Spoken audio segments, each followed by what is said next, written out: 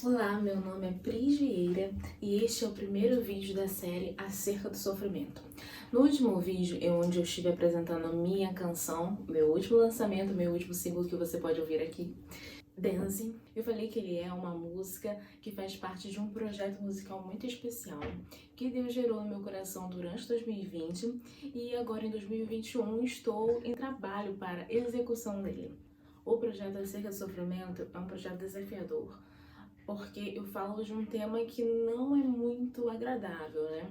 Que fala sobre o sofrimento. O sofrimento é uma questão filosófica. Por que as pessoas sofrem? Por que existe o sofrimento? Por que os bons sofrem? E por que os maus muitas vezes triunfam? E a gente entra nessa questão porque hoje, nos lugares onde as pessoas buscam consolo, buscam refúgio, que são as igrejas, a maioria delas tem ensinado uma teologia muito fácil, que é a teologia que nós hoje chamamos de teologia do coaching e teologia da autoajuda.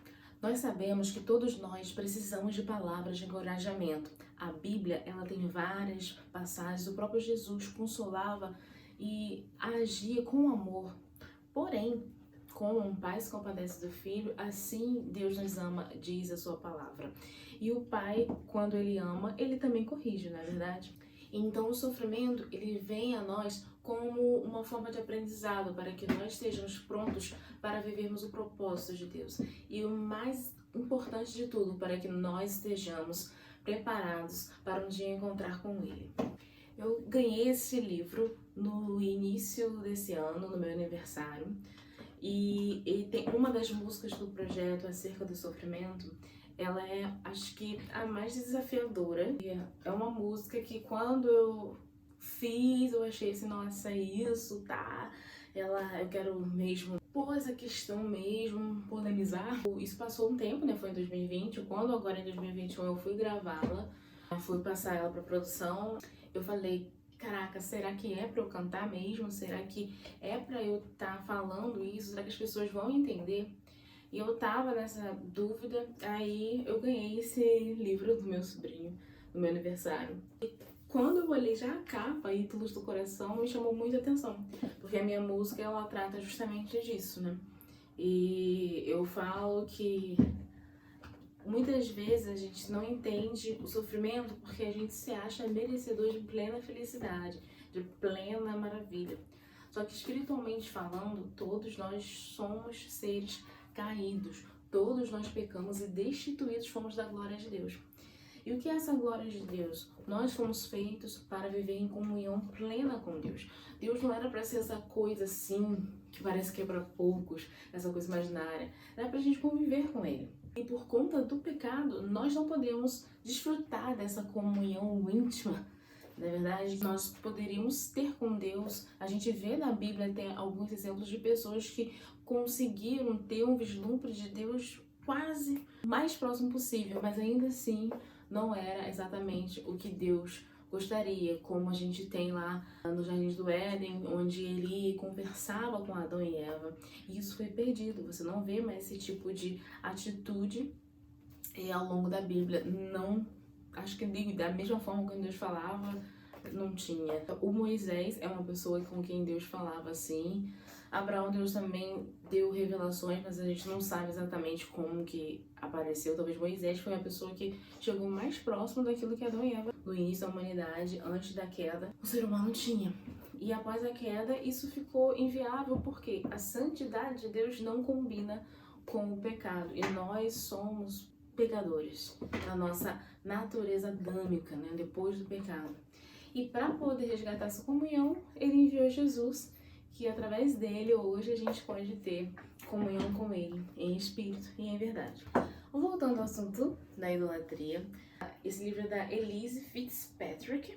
Eu vou deixar aqui na descrição as referências dela e também o link se você quiser comprar esse livro, tá bom? A minha ideia é, com essa série, trazer justamente as referências de literatura e da Bíblia, de onde eu tive embasamento para escrever as músicas e para fazer esse projeto. Como eu falei no outro vídeo, eu recebi muitas críticas porque eu fazia parte de uma comunidade cristã onde o sofrimento era visto como somente como um salário do pecado. Então, a partir do momento que você recebia a crítica, você não ia ter mais o sofrimento. Então existe o sofrimento que é causado pelo homem, que a gente pode, né, sair procurando, mas até isso é resultado do nosso ser pecaminoso e caído. Porque se nós tivéssemos plena comunhão no Senhor, a gente buscaria direção de Deus para qualquer coisa que a gente fosse fazer na vida e não sofreríamos tanto, na verdade. Mas nós somos caídos e Deus, visando um propósito maior, Ele até nos abençoa, Deus nos abençoa. A gente tem ouvido falar muito isso, que Deus, você é especial para Deus, você é muito importante, Deus tem o melhor para você. E realmente Ele tem tudo isso. Só que quando a gente ouve essa palavra, Deus tem o melhor para você, a gente pensa o quê? A gente pensa nos bens materiais. A gente pensa nas coisas tangíveis aos nossos olhos. E Deus, o melhor de Deus para nós, já veio, que é Cristo. Por quê? Porque Ele garantiu acesso livre à sala do trono. Ele garantiu salvação para as nossas almas. Então o propósito de Deus, ele sempre vai ser eterno. Ele sempre vai ser maior do que aquilo que os nossos olhos veem. E até as bênçãos que Deus nos dá é para um coletivo. Deus nunca vai te abençoar para você se engrandecer e dizer, olha, eu sou aqui o queridão de Jesus. Não, Ele vai te abençoar para que aquela sua bênção abençoe outras pessoas. E a idolatria, onde a idolatria entra? Para você ser abençoado, poder ter essa consciência de que você deve abençoar outras pessoas, muitos ídolos têm que ser quebrados no nosso coração. Talvez o seu ídolo seja o dinheiro, e aí você tenha certas dificuldades em conquistar algumas coisas. E quando você conquista, você coloca tanto da sua energia e do seu amor naquilo que Deus mantém você sempre em equilíbrio. Ele te abençoa, porém Ele dá aquele puxãozinho de orelha, Ele dá aquele cutucão para que você se toque, perceba que aonde você tem que estar, qual é o seu propósito. E isso Jesus faz através do sofrimento em nossas vidas. E Deus faz isso, Ele nos prova, Ele prova a nossa fé, mas de acordo com a nossa força. Então isso é algo muito específico de Deus. Deus, Ele conhece cada um dos seus filhos, então Ele vai tratar com cada um conforme o propósito dele e conforme o que Ele entende que o seu filho precisa. Que a Elise Fitzpatrick, eu estava lendo, eu estou lendo capítulo. Tem muita coisa maneira, eu tenho sido confrontada, tenho aprendido muito. Eu recomendo mesmo esse livro para todo mundo. E principalmente você que é cristão, que muitas vezes nós, protestantes, principalmente protestantes, nós adoramos dizer que nós não idolatramos nada, porque nós não temos os costumes da Igreja Católica de imagens e tal. Só que a gente nem sempre precisa de imagens, estátuas de verdade identificando um santo. A gente tem outras maneiras de idolatrar. Isso é quase inerente do ser humano. E aqui nesse capítulo, destruindo falsos deuses, que caiu no marcador, destruindo falsos deuses, eu fui assim surpreendida. Eu tava lendo ela aqui, ela exemplifica aquela passagem onde Moisés, a gente conhece a história de Moisés, né? Vamos recapitular um pouco aqui. Israel nem sempre foi escravizado pelo Egito. Nós sabemos que através de José, que serviu, que foi quase, né, abaixo de Faraó ali, só tinha ele em determinada época da história. E José, por conta disso, o povo de Israel foi acolhido pelo Egito por conta de uma questão de seca, de fome e tal. A descendência dele foi crescendo, ele crescendo, que era Jacó, né? O próprio Jacó, dali foram crescendo, foram chamados os israelitas. E dado momento da história, o outro faraó começou a olhar isso com maus olhos, né? É mais ou menos o que a gente faz hoje, né? A gente tem os imigrantes, muitas vezes, e a gente quer que aquele imigrante produza para nosso país. Ele não pode ser simplesmente sugar os nossos bens, né? Nossa terra, né? Comer o bem da nossa terra e não fazer nada. Aí o que a gente faz? A gente expulsa ele, a gente cria vários problemas, mesmo que ele esteja sob risco de vida, né? E o faraó, ele pensava exatamente assim. Ele falou, peraí, esse povo de Israel tá aqui, tá crescendo, tá sendo abençoado, às minhas custas, eles não fazem nada? Dá licença, eles vão ter que trabalhar para mim. E não é trabalhar de qualquer maneira, vão ser meus escravos. E aí o povo começou a ser escravizado, começou a ter que ajudar nas construções daquelas coisas todas maravilhosas, só que em regime de escravidão. E aí Israel começou a lembrar das promessas, né? E começou a reivindicar de Deus que queria, Deus, porque nós estamos aqui presos, blá blá blá. Só que Israel, na verdade, ele não queria simplesmente viver a promessa de Deus, viver o propósito. Eles não tinham entendido o propósito de Deus para Israel. Porque se eles estavam sendo escravizados, aí a gente entra mais nessa questão. Se o povo de Israel servia ao Deus vivo, por que eles foram escravizados? Por que Deus permitiu aquilo? A palavra de Deus diz que Deus mesmo fala em Deuteronômio: eu os levei para o deserto para saber o que existia em seu coração. Na verdade, Deus já sabia o que existia no coração, por isso levou para o deserto, né? Ele estava ali provando para ver se, através daquela provação, os israelitas se aproximariam. Porém, os israelitas, enquanto eles eram escravizados, possivelmente eles já não tinham desejo de viver o propósito de Deus. Eles não se viam como uma nação de onde emanaria as bênçãos para as demais nações, onde o nome de Deus seria glorificado. Eles se sentiam especiais. A gente é o povo de Israel e a gente não pode viver escravo, a gente tem que viver sempre na regalia. Deus atendeu o clamor deles, até porque ele zela pela sua palavra. A palavra de Deus diz, né, que mesmo que a gente seja infiel, Deus é fiel porque não pode negar a si mesmo. Então, mesmo Israel não merecendo, já tendo o coração maculado por uma idolatria, talvez a ter sempre a tudo do bom e do melhor, Israel foi levado à libertação de todo aquele processo das pragas que a gente já conhece, através de Moisés. E durante o tempo no deserto, eles passaram por várias situações e reclamavam aqui, reclamavam daqui a pouco, adorava a Deus e tal. Até que chegou uma hora que foi bem difícil. Moisés subiu no Monte Sinai, onde ele tinha o contato direto, digamos assim, com Deus, e lá Deus estava dando as leis, os mandamentos. Enquanto Moisés estava lá, o povo estava, né, naquela expectativa, naquela espera. E isso demorou um bom tempo. Eu não sei quanto tempo os teólogos aí de plantão podem... Se tiver isso, não pode comer. Os teólogos aí de plantão, se tiverem essa informação, eu peço, por favor, que coloquem aí nos comentários.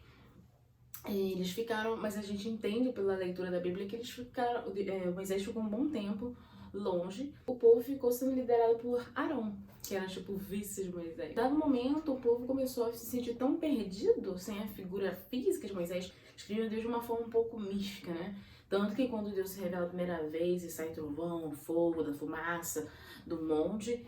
Moisés, por favor, pede pra ele não matar a gente. Ao você ver o contato que eles tinham, eu tenho certeza que se fosse Jacó, se fosse Abraão tendo aquela visão, a postura seria diferente.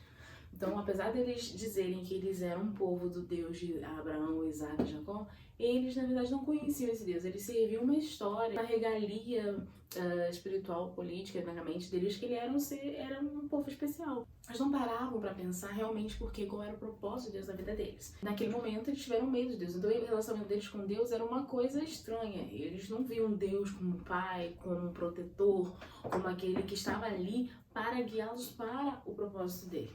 Então, eles mantinham distância. Vai lá, Moisés, você resolve. Em dado momento, quando Moisés teve o contato com Deus, Moisés teve o rosto iluminado. O povo ficou de propenso a idolatrar Moisés, né? Ele cobriu o rosto dele com um véuzinho e tal. Todas as pessoas consultavam Moisés.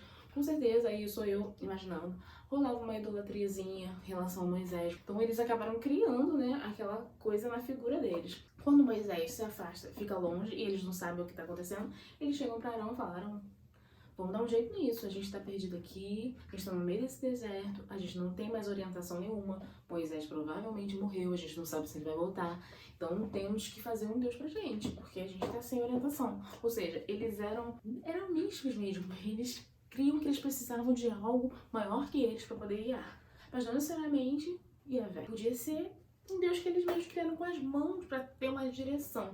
E aqui no livro, uma passagem que me mexeu muito comigo, onde ela fala, o povo, né, chegou nessa questão e falou com Arão, e aí Arão fez, né, pegou as joias dele, derreteu no fogo e criou o bezerro de ouro. E aí quando ele criou o bezerro de ouro, ele falou: ó, Israel, aí está o teu Deus que te tirou da terra do Egito. Olha só, tenso, né? Ela faz uma frase interessante, né? Pense na ironia. É o que eles fala. Moisés estava no monte recebendo a lei, enquanto Arão e os israelitas confeccionavam ídolos e proclamavam: aí está o Deus que te tirou do Egito. Quando eu li essa passagem, eu tava lendo. Assim, nossa, Israel é tenso, Israel. O homem Israel fez isso. Na mesma hora, veio aquele tapa na cara assim. Você faz isso todo dia. Com certeza o Espírito Santo, né, gente? Quem nos leva ao arrependimento e fala essas verdades pra nós, nosso íntimo, é o Espírito Santo. Aí eu pensei, caraca, eu faço mesmo. E aí foi vindo muito claramente na minha mente exatamente como a gente cria bezerros de ouro diariamente. O exemplo de Israel, aqui a gente vê o que eles queriam muito. Pensa em algo que você quer muito, que você sonha muito, você espera. E justamente essas coisas, né, parece que mais demoram. E aí você trabalha por isso, você tenta fazer a sua parte, né, você merecedor disso. Deus às vezes até te falou, né, te deu direcionamento, te fez promessas, e que nunca chega. Como Israel ali, Israel estava sob uma promessa, uma palavra de Deus. E aquilo nunca chega, nunca chega. E de repente Deus vai te dar um start naquilo. Aí você pensa, caraca, é agora. Só que aí você entra no deserto. Você passa pelo processo. É o processo do start até a concretização. E quando a gente está no processo, a gente não enxerga que a gente já está vivendo a vontade de Deus. Porque a gente acha que a vontade de Deus é só quando acontece. Estou vivendo a vontade de Deus. Mas aquele processo dolorido, o sofrimento da espera, já é o processo de Deus. E é aí que a gente é tentado idolatrar e geralmente a gente cai idolatrar. Porque o que acontece? A gente quer tanto aquilo, que ao invés da gente simplesmente continuar ali confiando, agradecendo ao Senhor, entendendo que Ele conhece nosso coração, as nossas necessidades, o que a gente faz? Nós arranjamos subterfúgios, nós arranjamos um bezerrinho de ouro. A idolatria, ela é tão macabra, que ela justamente nos faz isso. O ser humano, ele tem essa tendência a querer ter coisas tangíveis, algo que afronta muito a soberania, afronta muito quem Deus é. Porque é como se você falasse, Deus, você não é suficiente, eu não preciso de você. Então, isso fere muito o caráter de Deus, o coração de Deus. Ele só não vem sobre nós com a sua ira, como ele manifestou sobre Israel, e lê Êxodo 32, através de Moisés, porque nós temos Jesus. Porque o que Jesus fez? Jesus passou todas as provações que um ser humano passa. Então, tá lá no Getsemane falando, Deus, passa de mim esse cálice, todavia seja feita a tua vontade. Se ele não falasse todavia seja feita a vontade, ele estava ali idolatrando o bem-estar dele, em detrimento da vontade de Deus, que era um propósito muito maior do que o bem-estar dele. Quando ele fala, todavia seja feita a tua vontade, porque Deus sabe que nós somos pó, Deus sabe das nossas necessidades, Deus sabe que é difícil aguardar e esperar. Mas Ele nos providencia o refrigério, nos providencia a alegria no meio do sofrimento. Prazer. Isso é bastante contraditório, mas só quem desfruta, só quem entende o que tem a seu dispor, não se deixa afetar pelo sofrimento. Mas isso é um processo. A gente sofre aqui, se debate, até que ao longo do tempo o Espírito Santo vai moldando e vai criando em nós um caráter mais parecido com Jesus, a ponto de nós conseguirmos falar, todavia seja feita a sua vontade.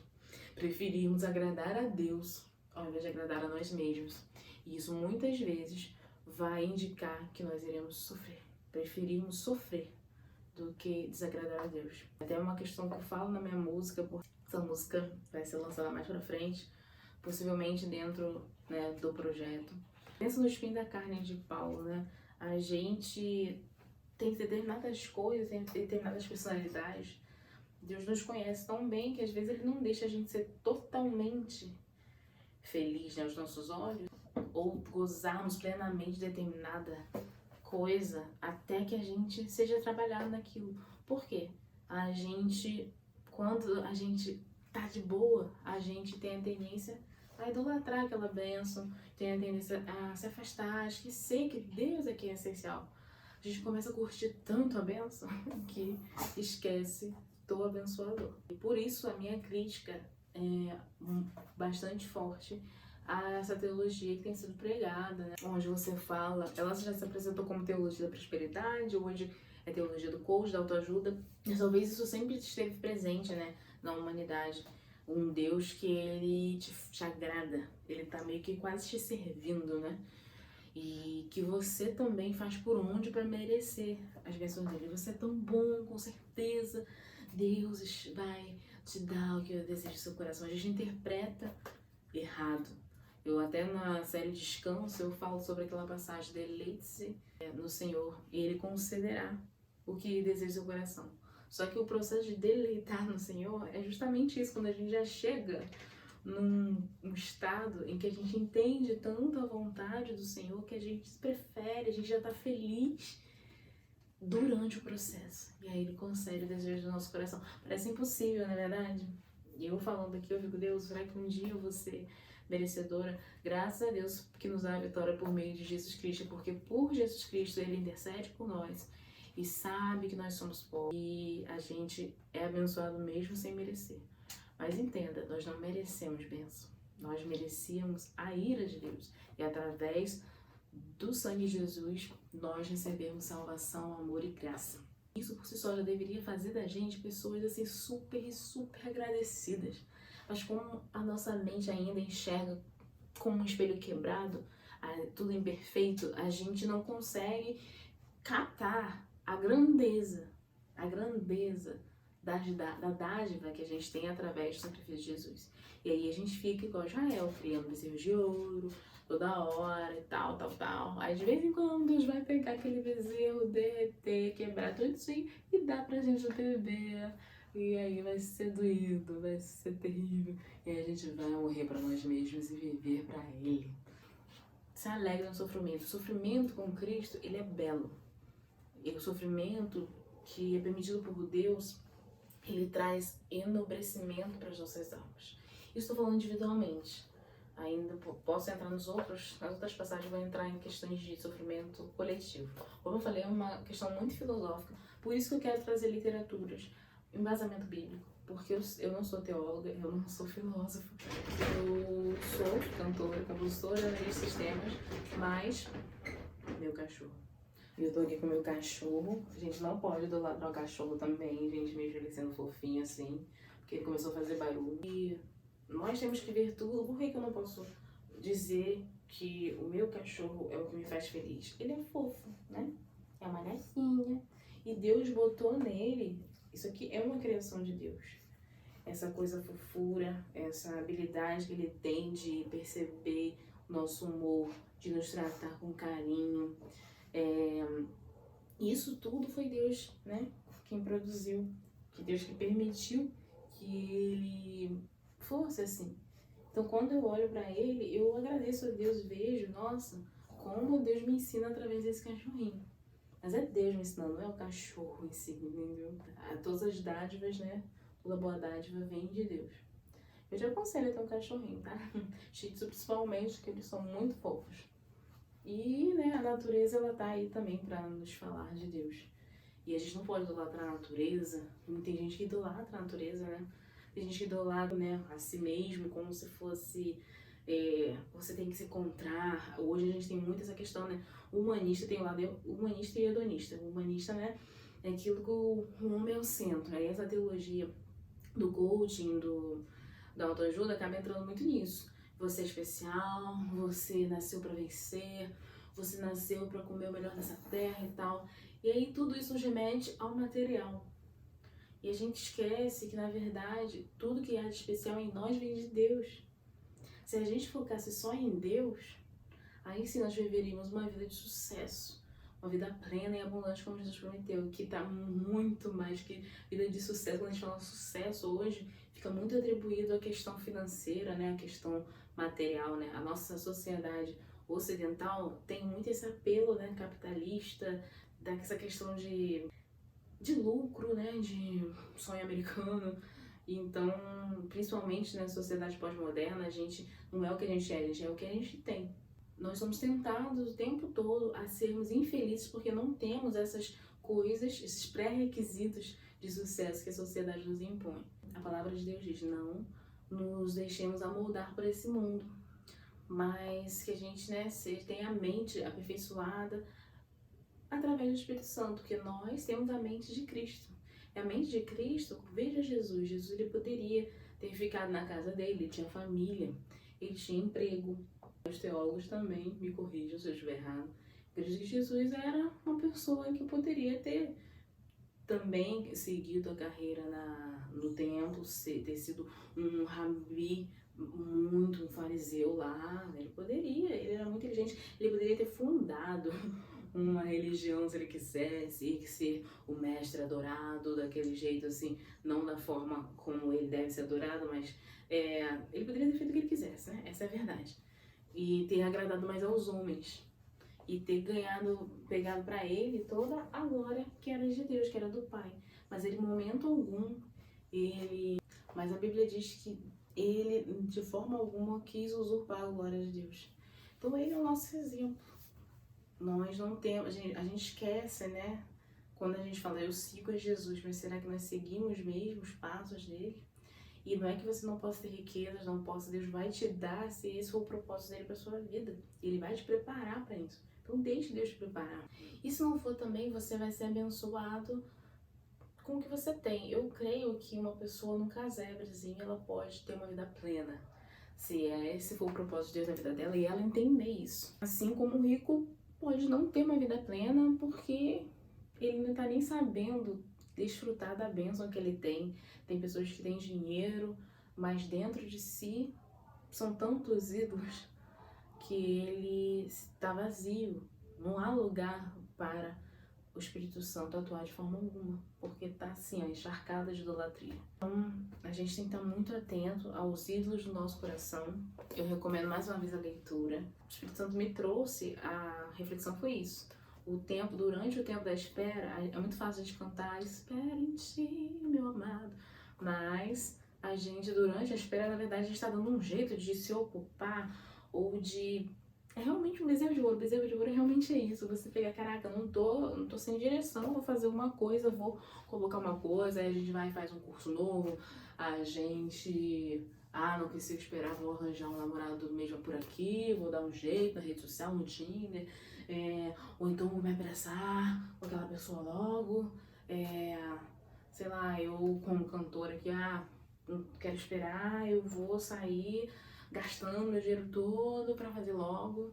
E não, tudo é um processo, tudo é uma espera, tudo é devagar e sempre. E o trabalhar de Deus como eu falei, em cada um é diferente. Então não meça também sua vida pela vida dos outros. Se Deus é determinado para determinada pessoa, a pessoa casou com 20 anos e é super feliz, amém. Determinada pessoa casou com 40 anos, 60 anos e é feliz, amém. Foi o tempo de Deus para a vida dela. Mas não se deixe afetar pelas imposições da sociedade. Porque a sociedade ela tem um moldezinho, né? De como a gente tem que viver. E, na verdade, quem nos diz a forma correta de viver é Cristo, através da sua palavra. Então, Ele quer o melhor para nós. E o melhor dele é vivermos uma vida plena de contentamento e de comunhão plena com Ele. Nós somos filhos dele. Ele nos ama. Pensa num amor que você nunca alcançaria, o amor de Deus por nós. E se preciso, para Ele te ter pertinho, Ele vai trazer o sofrimento. Ele vai trabalhar em você justamente aquelas questões, através daquele sofrimento, aquelas questões que você às vezes nem enxerga, que você é idolatria em você, que são marcas, que são mazelas, que são coisas feias, que você nem saberia se não fosse o processo. Israel, ali no deserto, como Deus diz, eu levei você para o deserto para saber o que estava no seu coração. E Israel mostrou exatamente o que estava no coração dele. Eu cansei, uma vez também, por causa, eu mandei esse versículo no grupo de WhatsApp da célula da igreja, dessa mesma igreja onde eu era. Fui duramente criticada pela liderança daquele grupo e tal, que não era bem isso. Eu fiquei assustada porque eu não esperava, eu mandei na melhor das intenções. Se a gente for parar pra pensar, se for olhar essa passagem e ver como Israel se comportou, Israel mostrou o que estava no coração deles e não era o amor pelo Senhor, não era o anseio para viver o propósito ideal de Deus, não era o anseio de ser a nação de onde a mensagem, a boa notícia propagaria. O desejo de Israel ser a nação de onde o Messias, Salvador da humanidade, viria e eles seguiriam esse Messias, porque eles queriam viver do jeito deles, eles queriam o venha nós, só o venha nós. venha a nós o vosso reino, mas seja feita a sua vontade, eles não queriam. Por isso, quando Jesus veio encarnado, o Deus homem, eles não aceitaram, porque eles tinham já desenhado um Deus para eles, um Deus que seria um guerreiro, que destruiria a opressão de Roma, que traria uma libertação política para eles, e também enalteceria Israel como uma nação poderosa sobre todas, como eles sempre, acreditaram. Na verdade era tudo orgulho, e afastaria tudo que eles achavam que era sujeira, todo mundo que era sujo, todo mundo que era aquele bando de leproso, aquele bando de adúlteros, a galera toda ia ser dizimada, o ímpio vai ser dizimado. Eles iam viver o bom do melhor. Só que Jesus vem e mostra. Ele vem e justamente aqueles que eles imaginavam que seriam desprezados, Jesus acolhe. Jesus chama prostitutas, cobradores de impostos, endemoniados, leprosos, doentes, pessoas que estavam à margem da sociedade, pobres, humildes, aqueles que não tinham muito acesso aos lugares tops das sinagogas. Quem não critica Roma? Você não vê nas passagens Jesus falando um discurso político a respeito de Roma. Tinham grupos na época, que tinham movimentos nesse sentido. E Jesus, inclusive um dos discípulos de Jesus, era um deles, E durante o processo de conhecer Cristo, ele mudou. As armas eram outras. Então Jesus ali, a preocupação de Jesus, o papel de Jesus era totalmente resgatar a comunhão, trazer a salvação da alma. E para entender isso era difícil, porque eles tinham uma mentalidade de libertação mesmo política, física, que é um período que hoje a gente corre muito. Não que Jesus fosse gostasse de Roma ou fosse conivente, não. Mas, até porque ele foi crucificado por Roma. Mas ele entendia por que Roma estava ali, por que Israel estava sob aquele jugo mais uma vez, com a autorização de Deus Pai. Então, o olhar de Deus é sempre muito além do nosso.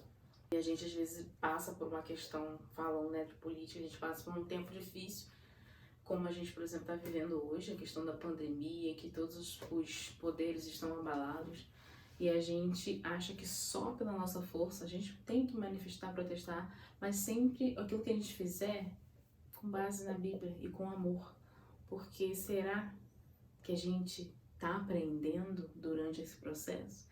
Será que a gente está fazendo reflexão? Ou a gente está simplesmente se debatendo e reclamando? Porque é o que a gente faz, Enquanto esse tempo não passa, o que eu estou fazendo? E é isso, uma lição em todos os aspectos da nossa vida. E eu espero que tenham conseguido passar o que eu queria passar através desse vídeo. Eu vou tentar trazer aqui nessa série vários livros, tanto passagens bíblicas, como leituras que eu fiz durante esse tempo, que me ajudaram muito e que até me ajudaram a despertar a respeito da minha condição e a respeito do quanto de mentira eu ouvia nos púlpitos e em tantos lugares que não batiam com a palavra de Deus. Então, não acredite em uma mensagem que só fale de oba-oba. Deus, ele veio para nos dar uma vida plena, uma vida abundante. Mas essa vida plena e abundante nem sempre vai significar a plenitude material. Deus pode te dar se esse é o propósito dele na sua vida e se você já está preparado para glorificá-lo através do que você tem. Se não, eu espero que esse vídeo, eu sei que muitas questões eu falando aqui são difíceis, são polêmicas, por isso que eu tenho total noção de que esse projeto é um projeto desafiador. Eu sei que eu não tenho muitos seguidores, eu sei que eu não sou super famosa, eu não sou a Priscila Alcântara, eu sou Pris Vieira, não sou, sei lá, Aline Barros, whatever. Eu não sou essa pessoa que, eu vou postar hoje e vou ganhar 100 milhões de visualizações em 5 minutos. Eu tenho um chamado, eu tenho um propósito e eu tenho uma direção de Deus. eu vou segui-la, mesmo parecendo difícil. E no tempo dele, ele vai fazer o que ele quiser. Essa é a verdade.